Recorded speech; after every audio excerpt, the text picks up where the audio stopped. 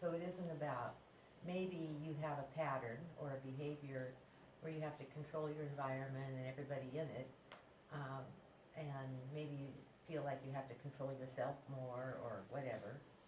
So there's control, but control has something to do with something else. Otherwise you wouldn't feel the need to control. And then we have approval. So approval, maybe we're looking for people's approval, our own approval. And you might think you're a rebel, and I don't need anybody's approval, but a rebel is usually somebody who really needs somebody's approval. And then we have safety, and safety is the word that we use for feeling safe, feeling secure, or surviving. So those are three categories that elicit responses from us. So when you think about a thing that troubles you, that is disempowering or makes you feel ucky or makes you feel, that's such a spiritual word, right? Ucky. I mean, it's very descriptive.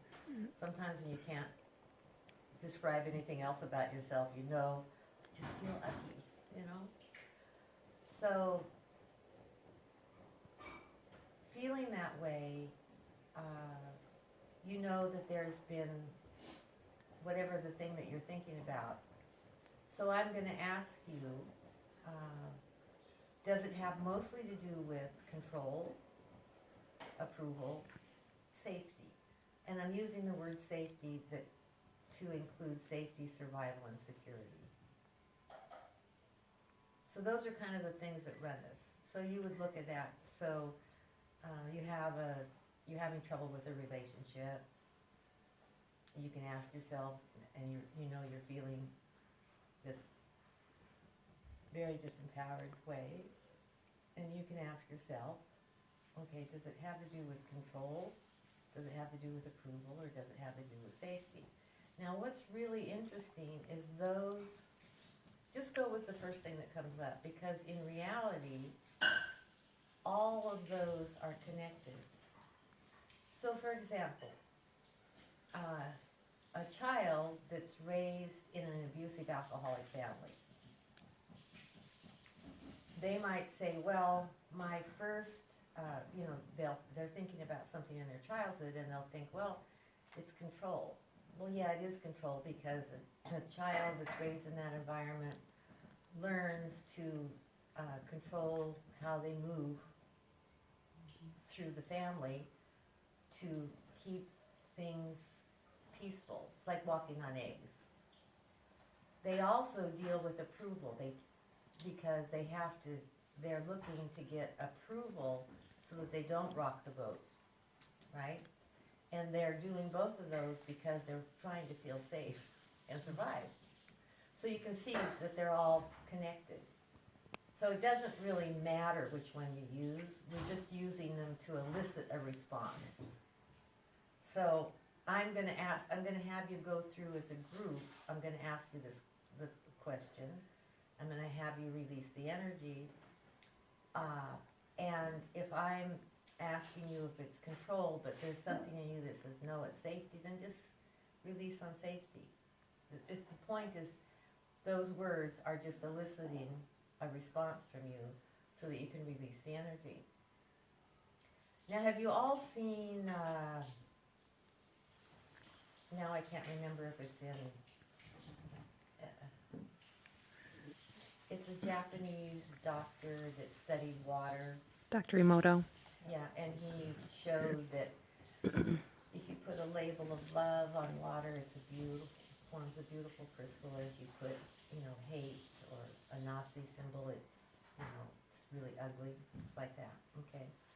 So the words yes and no have that same energy.